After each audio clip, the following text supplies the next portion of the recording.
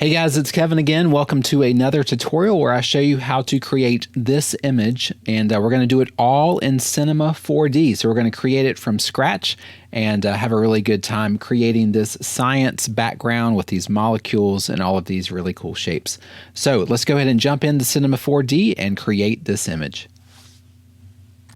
All right, guys, let's go ahead and jump right into Cinema 4D, and we're going to go ahead and make this science background with these molecules all over the place. I want to show you how to do that in Cinema 4D. I am using Redshift as my render engine. I have a Redshift render view down here. My viewport is right here, but let's go ahead and jump right in. The first thing we want to do is model our molecule. So I'm just going to get a sphere here and make sure my display is on lines so I can see all of those nice polygons there. I'm going to change it to 64 for our segments, just so it's nice and round. I don't have to worry about any of the choppy edges here. So that's going to be our sphere here. I'm going to go ahead and change our size down to like 10 though, 10 centimeters. And so it's a little bit smaller, and we're going to go ahead and use this as our first little sphere here, and we're going to connect it to another one. So hold Control on your keyboard, drag it to a new sphere, and let's just go ahead and drag this thing over. I don't know how far we're going to drag it over. Maybe like 50 centimeters is probably good enough.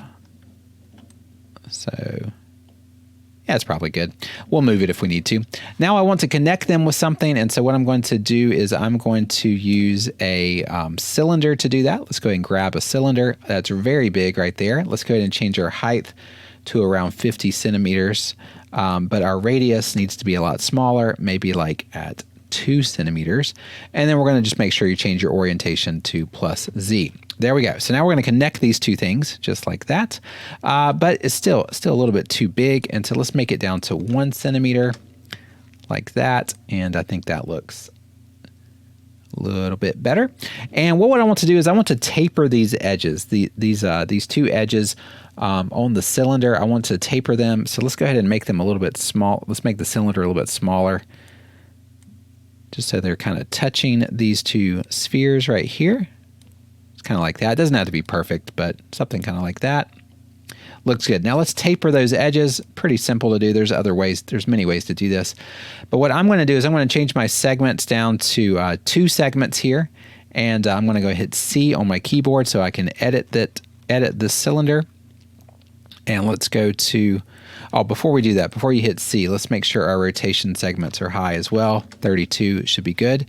Now hit C, and let's go ahead and grab these edges right here. Let's make it bigger. How bigger?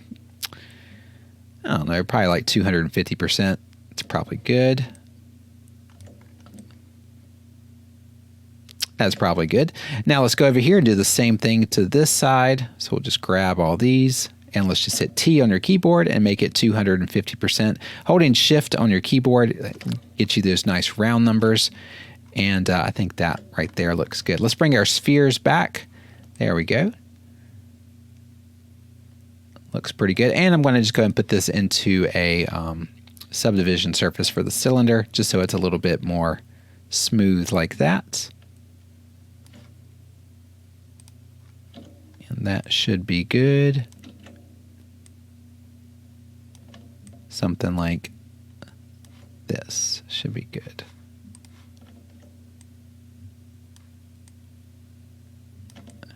Okay, just make it a little bit smaller.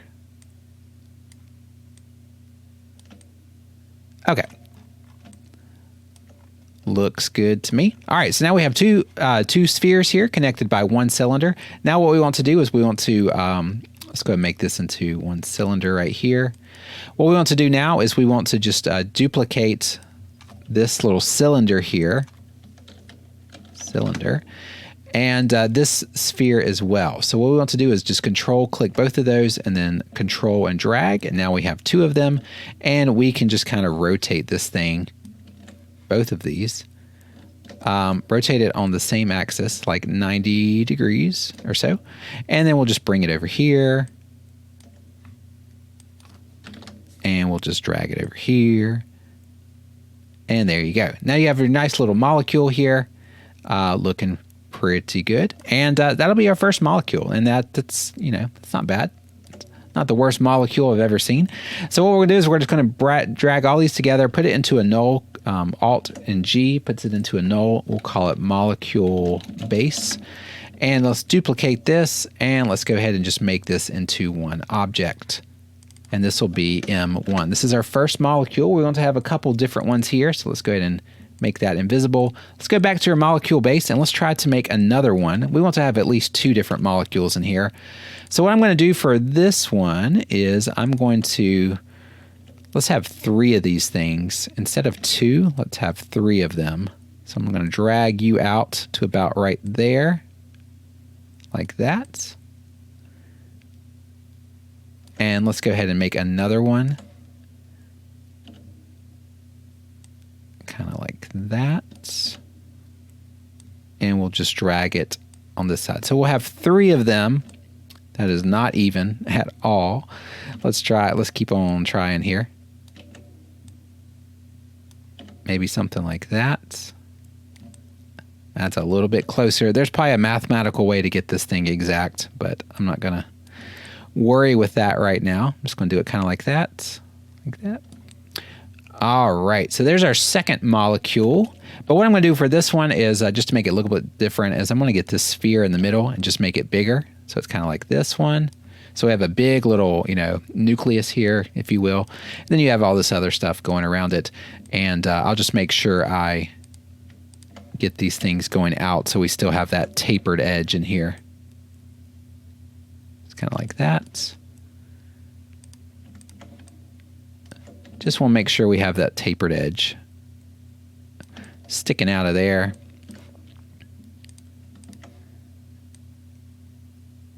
Right there.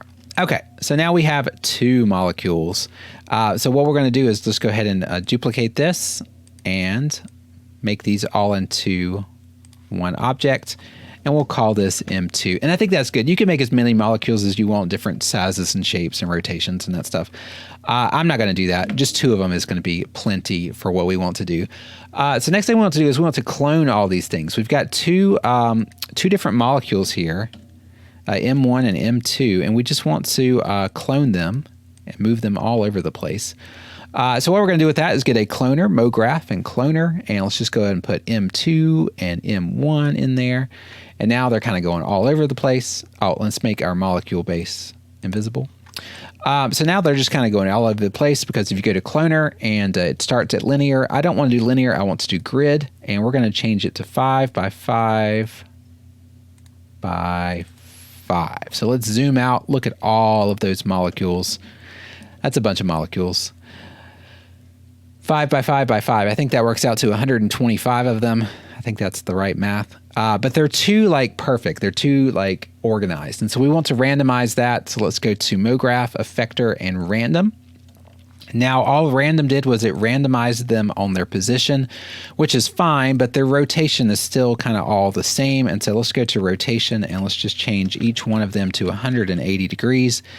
And now they are all over the place in all different rotations. And so I think that looks a lot better. You can also go back down to your cloner and kind of get them a little bit closer. Instead of a 200, you could do 100. That's really too close. Let's do more like 175, 175, 175. Okay, I think that looks fine right there. And then I think that's good. That's good. We got a big old ball of molecules here. Now's a good time to save your project. Now what we want to do is we want to start adding some textures to them. But before we do that, we want to add lights. And so we want the background to have something in it. And so I'm going to change the background to an HDRI map that I got online. It's this one right here. It's just, a picture of I don't know what it is, a warehouse or something with all these lights and these walls and the ceiling and stuff like that. You can find free ones online. This one was free, but you can get ones that you buy, or you can make your own. But any type of HDRI map will be suitable for this. So what we want to do is to get that in there is go to Redshift and lights and dome light. And then what you want to do, you see it's all white now in our render view, which is no good. So what we want to do is change your path. And we just want to grab that HDRI map that I just showed you, bring that in. Oh, it's in there now. And so now you see You see all those little molecules with that background. I don't really like that background though. I mean, you can rotate it, so you could, you know, just kind of rotate this background everywhere. But it's just kind of weird with all of those walls and lights and stuff. So I want to change the back plate on my dome map to something different. But I'm going to use the exact same picture here, and I just blurred it. I just made it really blurry here. I'm actually going to bring the lightness in just a little bit like that. So now I just have a blurry background, and that's going to be my back plate. So what you do is just go on Dome Light and then scroll down to back plate, enable that, and it defaults at black. We don't want black, and but we want this little blurry thing that we made, and there we go. All right, so now we have our background, but there's no texture on the molecules. So let's go ahead and add a texture. I am using Redshift, so I'm just going to use a basic Redshift material, and I'm going to use one of these presets. I'm going to use the water preset, and I'm just going to change my roughness on the reflection to 0.1. That's all I'm going to do. Did I do reflection or, yeah, reflection, roughness 0.1. It's up to you if you want to do that. Drag that onto your cloner, and now you have all of these molecules have this little water drop feel to it. Let me make this render just a little bit bigger so you can see it better. There we go. So now you can see all those reflections on all of those little water drops. They're really molecules, but they kind of look like water drops. And you see that, and they're reflecting all the lights from your HDRI map, but they're also reflecting each other, and so that's pretty cool. But you can always go to your dome light here and just kind of rotate the background, and so it kind of changes the way that the reflections look on your little molecules here, and just work with that how you want to. So yeah, I think that looks pretty cool like that. So let's go back to our standard setup here. So now what I want to do is make a camera, and so we can blur the background, blur the other molecules. Go to Redshift, cameras, standard, and I'm going to go ahead and click this little lock button here and lock button here, just like that. And that way, when I click off on it, I can kind of move around and see what I'm looking at here. What I want to do is I want to make sure that this camera locks onto one specific molecule. Now, if I go to my random effector here and I play with these seeds, they're going to kind of go all over the place. And it's hard to lock onto one specific one unless I isolated it. And I'm not going to do all that stuff. So what I'm going to do is I'm just going to kind of pick one of these random seeds that I like. And you might like a different one than I do, but just play around with it till you like something. I like this one right here. This one looks good. Okay, so now what I want to do is go back to my camera view. There we go. And I want to get one of these molecules, maybe my M2 here. So just drag a new M2 out here, and I'm going to drag this up and drag it out and kind of put it right in the middle of my camera. So right about here. I can rotate it too. I can kind of move it around. Something like that. But I want this to be my focal point. So I'm just kind of sticking this thing right in the middle, wherever you want it to go. Something like that's pretty good. Also, I want to change my camera view. It's at 36 for my focal length. I'm going to change it to 75. And then let's just zoom out a little bit. Kind of like that.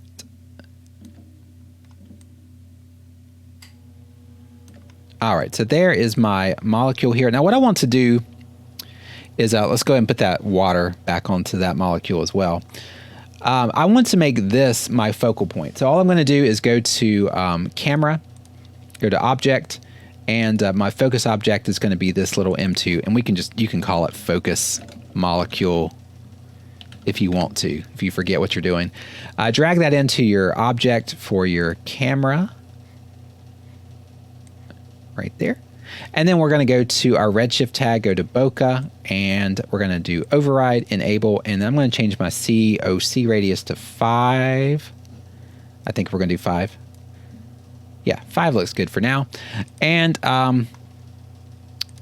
you can rotate this focus molecule any way that you want to until it looks about the way that you are envisioning for your little picture here. Something kind of like that. Maybe bring this one up a little bit.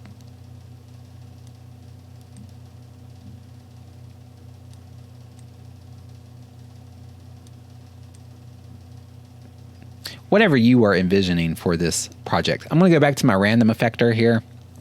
Change a few more of these seeds just to see if I see something that looks a little bit better.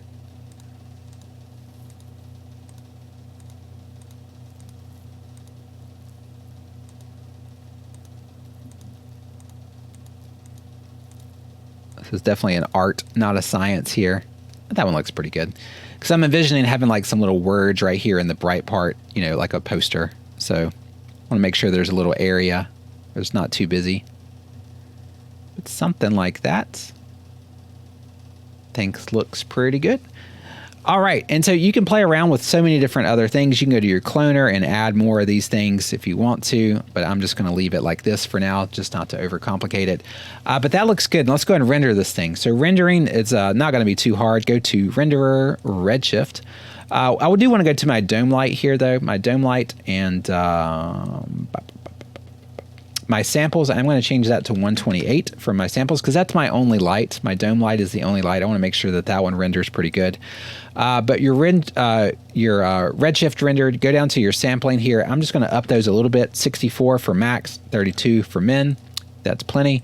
Go to output, and I'm going to change it to like 2500. Wait. Let's just go and lock that. Let's change it to like 2500 pixels. That's plenty of pixels. Change it to 300 for your resolution.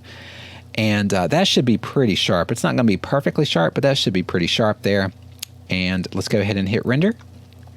Let's see what it does for us. And a really fun project. It does not take long. We did this in what, 16, 17 minutes. Not very long at all. Really fun to do, especially if you like science. You want to make a little quick science backdrop for, you know, something that you're about to, you know, present, or you know, any type of project that you're working with where you can make some molecules. These are really fun. They're really fast to make, and it looks really cool. You're noticing how it's kind of focusing on this top part of the molecule here, but it's kind of a little bit blurry on that big one. We could go back and tinker with that a little bit so we make sure that focal point is exactly where we want it to go. But still not bad. It's not bad like that. And this renders pretty fast. It's going to be like 1 minute for our render. So that's pretty cool. And yeah, so less than 20 minutes, we're able to make this. You can go into Photoshop and play with some colors and stuff. You can see that the noise is not too bad in those blurry areas. There is a little bit of noise, but it's not too bad. You could change your render settings even more if you want. It'll be a lot sharper. But guys, that's it. That's how you do that. That's how you make a molecule background, a kind of a sciencey background. And I hope that you enjoyed this tutorial. Hope that you are able to go out and try and make your own as well and have fun with it. But that's all I got for this video. Thank you so much, and I will see you at the next tutorial. Thanks, guys.